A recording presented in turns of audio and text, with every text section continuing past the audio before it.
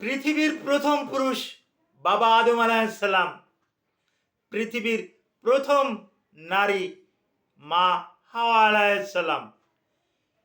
এই বাবা আদম আলাইহিসসালাম এবং মা হাওয়া আলাইহিসসালাম এদের দৈহিক মেলামেশার পরিপ্রেক্ষিতে প্রতিবারে এক একটা যমজ সন্তান আসতো। আর প্রথম জোড়ার ছেলে, দ্বিতীয় জোড়ার মেয়ে, দ্বিতীয় জোড়ার মেয়ে, প্রথম জোড়ার ছেলে, এভাবে বিবাহ হতো। যেহেতু তখন তো আর আদম আলাইহিসসালাম এবং মা হাওয়া আলাইহিসসালাম ছাড়া পৃথিবীতে আর কোনো লোকজন ছিল না। তো আল্লাহ সুবহানাহু ওয়া তাআলা এই যমজ দিয়েই কিন্তু শুরু করলেন সন্তান। সুতরাং যমজ সন্তান এটা একটা খারাপ না। এখনো অনেকে কামনা করে যে না, আমার যমজ সন্তান আসুক, এটা কামনা করে। এখন এই যমজ সন্তান কেন হয় এই ব্যাপারে বিজ্ঞানের আলোকে কিছু গুরুত্বপূর্ণ কথা বলবো। আসসালামু আলাইকুম রহমতুল্লাহি ওয়া বারাকাতুহু। আমি ডাক্তার মীর শহীদুল ইসলাম। আমার চেম্বার শুভেচ্ছা 255, ঐতিহ্যবাহী শেখঘাট, সিলেট। গুগলে গিয়ে ডাক্তার মীর শহীদুল ইসলাম কথাটি লিখে সার্চ দিলে আপনি আমার সম্পর্কে বিস্তারিত তথ্য পেয়ে যাবেন। জি দর্শক শ্রোতা, আলোচনা করব যমজ সন্তান কেন হয়।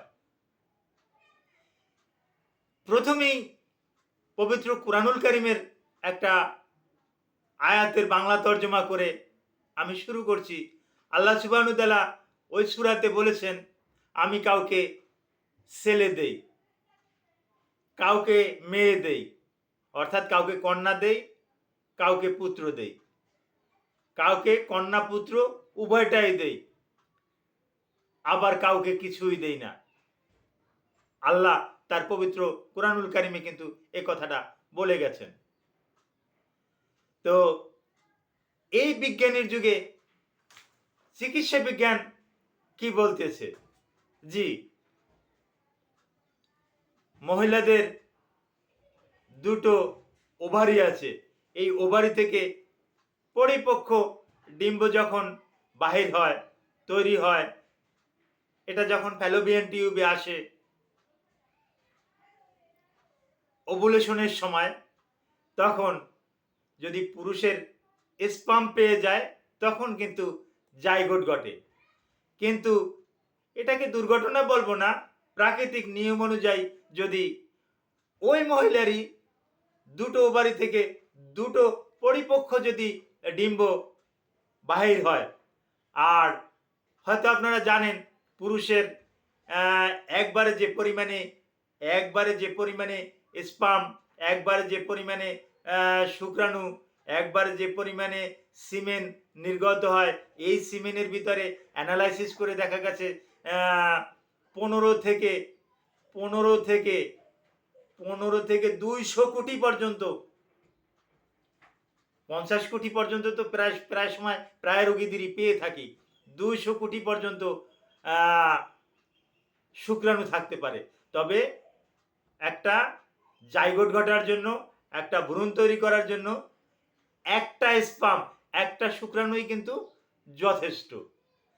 তো ওই মহিলার যদি ডিম্বাশয় বা ওভারি থেকে দুটো যদি ওভাম বা ডিম্ব যদি বাহির হয়, তাহলে পুরুষের স্পাম গিয়ে এই দোনোটাকেই নিষিক্ত করে, দোনোটার সাথেই জাইগোট ঘটায়, যার পরিপ্রেক্ষিতে যমজ সন্তান হয়ে থাকে। আশা করি আপনারা বুঝাতে পেরেছি। আমি আবার রিপ্লাই করছি অতি সংক্ষেপে। মহিলাদের দুটো ওভারি থাকে, দুটো ওভারি থেকে যদি দুটো ডিম্ব যদি বাহির হয়, আর পুরুষের স্পাম গিয়ে যদি এই দুটো ডিম্বাণুর সাথে যদি মিলন ঘটায়, দুটোকে যদি জাইগোট করে, তাহলে কিন্তু যমজ সন্তান হয়ে থাকে। আর একটা কারণ দেখা গেছে জেনেটিক্যাল কারণ। এই জেনেটিক্যাল কারণটা হলো, যদি আপনি যমজ সন্তান এর বাবা, আপনারা লক্ষ্য করবেন হয়তো বা আপনিও, আপনার ভাইও আপনিও যমজ, আপনার দুই ভাই বোন যমজ, অথবা আপনার মা খালা, মা অথবা মামা তারাও যমজ ছিল, অথবা দেখবেন যে আপনার দাদা কারো না কারোর সাথে যমজ হয়ে দুনিয়াতে আসছে। এ কারণেই কিন্তু যমজ সন্তান হয়ে থাকে। তো যমজ সন্তান এটা অভিশপ্ত না, এটা ভালো।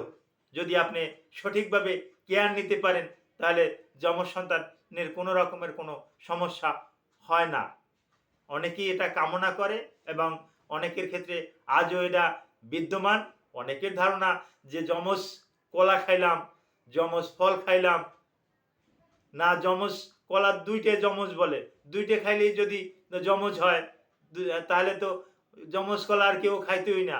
আর ২ টে যদি ২ টে হয় তাহলে ৩ টে দিয়েও তো অনেক সময় যমজ আমরা দেখি যে ৩ টেও যমজ হয়েছে। ৩ টে খাইলে তো তাহলে ৩ টে হয়ে যাবে। এগুলো কুসংস্কার।